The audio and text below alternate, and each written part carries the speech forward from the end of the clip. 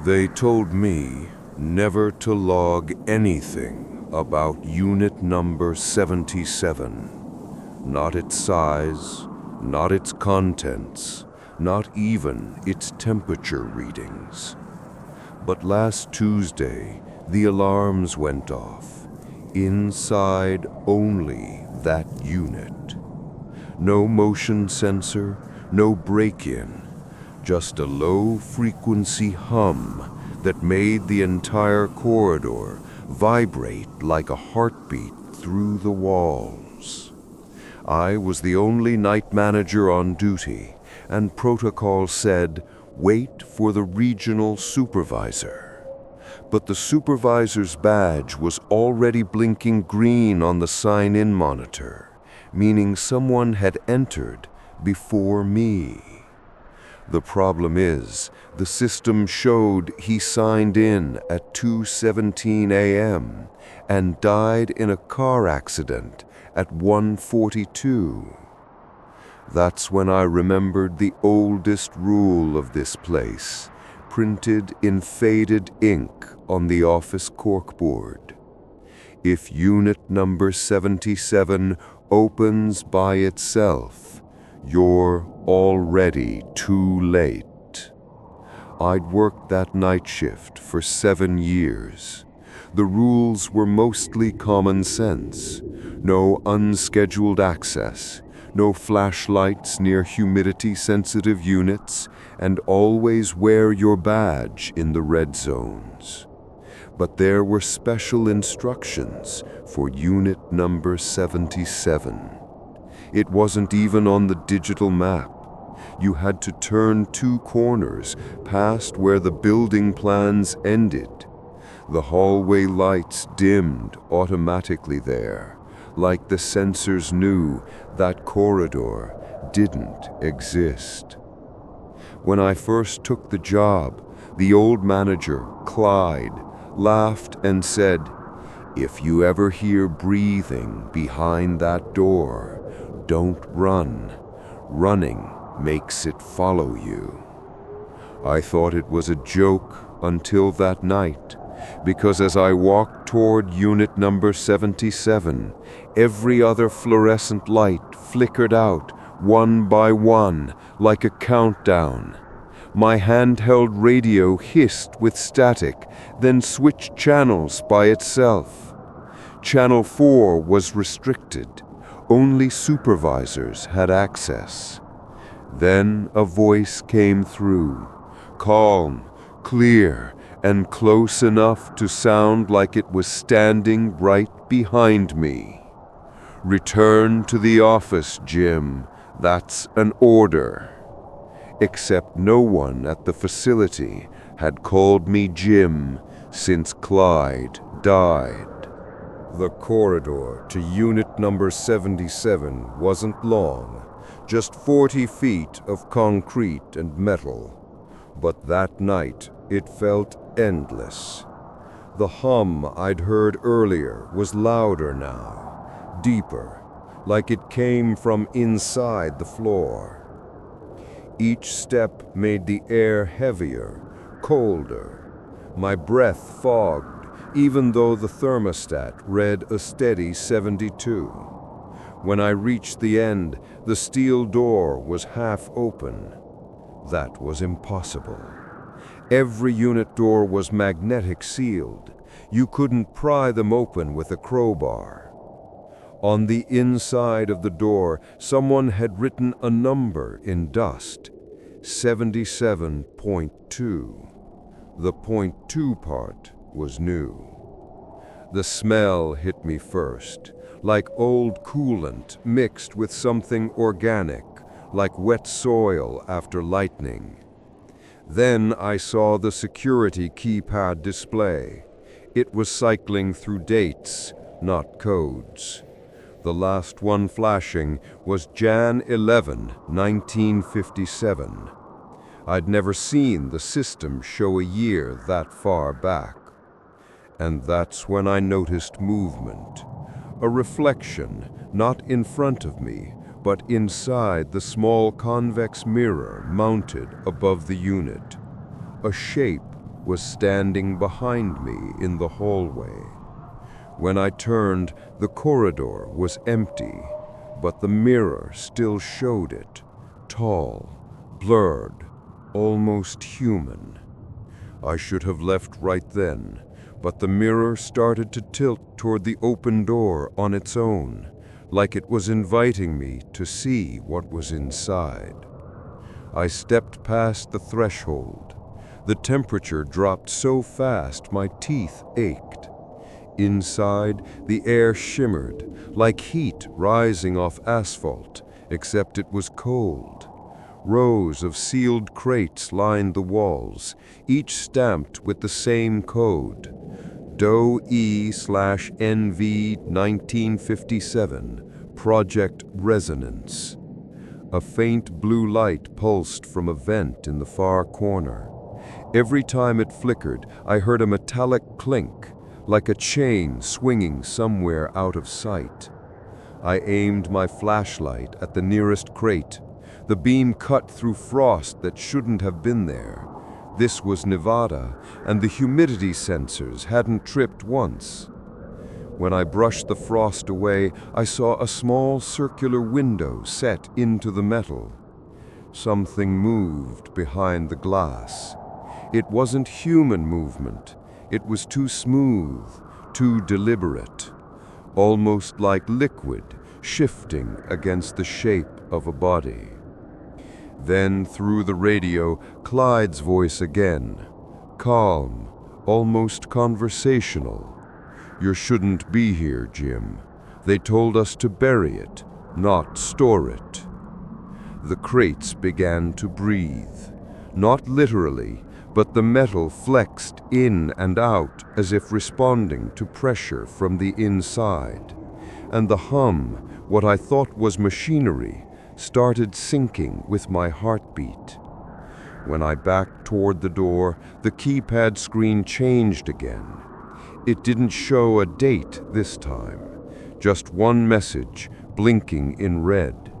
Containment compromised, Unit 77.2.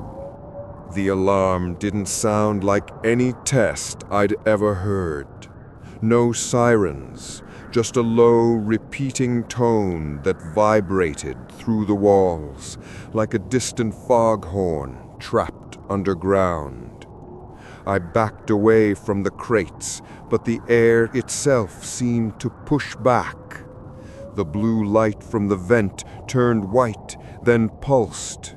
Every time it flashed, the frost retreated a little, melting in slow circles across the metal floor. The radio clicked again, cutting to static, then a whisper. "Close the door, Jim. Lock it in. Don't let the air mix." I slammed the keypad. The door didn't move. It wasn't jammed. It was breathing, expanding slightly with every pulse. Something scraped the inside of one of the crates, then another. The sound wasn't claws or tools. It was deliberate, testing, like knuckles against glass. And then a hiss of escaping air, followed by silence. When I looked down, the frost had spread back again, only this time it wasn't forming on the metal, it was forming on my boots. A thin layer of ice raced up my legs like fingers gripping tight. I yanked free, stumbled backward, flashlight trembling in my hand. And in the reflection of the crate's window, I saw movement that didn't belong to me. A face, or the impression of one, frozen mid-expression, as if caught between screaming and smiling. Then the power cut out completely, and something began knocking from inside the floor. Touched the walls. The hum was gone now, replaced by rhythmic knocks, spaced 10 seconds apart, like something counting. I crouched, pressed my hand to the concrete. It wasn't solid anymore. I could feel a faint vibration beneath the surface, wet, shifting, almost like waves moving under ice. My radio sparked again. The voice that came through wasn't Clyde's this time. It was clipped, mechanical, distorted by interference. Project resonance breach confirmed. Initiate subsurface seal protocol. Then the static warped into a new sound, a wet inhale, like lungs learning to breathe for the first time. A thin crack split across the floor near the center of the room. Cold air hissed through it, but there was no fog, just emptiness that looked deeper than it should have been. I aimed my light down. The beam just vanished. No reflection, no bottom, just black. And from that black came a voice, faint, fragmented, like it was trying to remember how to speak. 7.2. My skin prickled. 77.2 wasn't just a unit number, it was a depth. Then the floor gave a slow, groaning shift, and something began rising from that impossible void.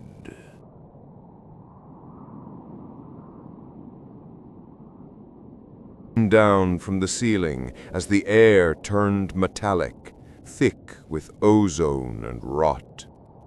A shape pressed from below, pale, human-like, but stretched thin, like skin over smoke. I stumbled back, flashlight shaking. Then I heard it again, that broken voice. 7.2. Initiated. My phone vibrated. New message. From unknown contact. Message. Do not look directly at it. My breath hitched. Too late. The figure rose higher. Its face wasn't right. No mouth, no eyes, just smooth skin shifting like something was trying to form beneath it. The lights flickered, and behind it, the air rippled like heat waves. For half a second, I saw what was really there. Not a body, but a doorway. It wasn't made of metal or stone. It was alive. Through it, I could see nothing, no space, just pressure folding inward. My mind screamed at me to run, but my body froze. The figure's head tilted toward me, and in that eyeless face, I felt recognition, like it knew me. The hum returned, low, pulsing, alive, and from all around the facility, alarms began to scream. Containment breach, subsurface seal compromised. All personnel evacuate immediately. But I wasn't personnel. I was just a manager, a guy with a flashlight. And that thing, it was still coming up. Then my radio crackled one last time, and the voice on the other end said, calm as death, Unit 77 was never meant to be sealed from the outside. The ground split open with a sound like tearing fabric. I dove behind a stack of crates as a wave of cold air swept through, snuffing out every light. For a moment, it was silent. Then, breathing. Not human. Massive. Through the dark, I saw a dim red glow rise from the hole, painting everything in blood color. The figure was gone, dissolved, or maybe reabsorbed. In its place, a pulse throbbed through the concrete, syncing with my heartbeat. I crawled toward the exit, dragging myself past the numbered doors. Unit 12, 13, 14, each door vibrating now, as if answering something deep below. By the time I reached the control room, the monitors had come back online. Every screen showed the same thing. Camera 77. Live. The feed was impossible. I was looking up from underneath the floor, from the perspective of something staring through the concrete, watching me. Seal integrity breached. Surface containment transferred. Transferred. I felt the meaning before I understood the words. That humming, that pressure in my chest, it wasn't coming from the ground anymore. It was inside me. My reflection in the glass began to ripple, my eyes glowing faintly red in the monitor's flicker. A voice not my own whispered from behind my teeth. Storage complete. They sealed the facility after that night, every unit welded shut. But sometimes, when I drive past the desert and the wind hits just right, I hear it again, a low hum rising from the sand, and I swear, when I close my eyes, I can still see the door, waiting to be opened again. End card microhook for retention. They said unit number 77 was contained, but what if it wasn't a thing inside the unit? What if the unit was built to contain us?